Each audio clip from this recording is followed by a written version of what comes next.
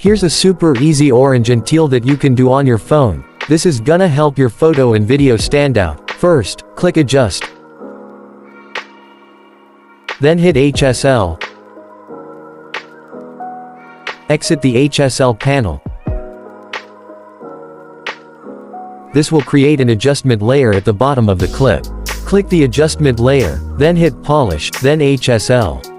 On the HSL panel, just copy the following value of hue, saturation and luminance.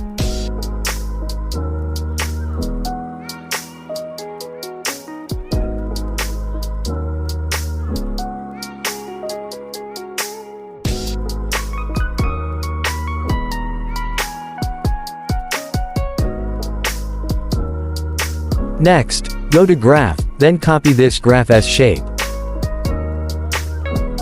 Lastly, go to Hue, then input the value of -40.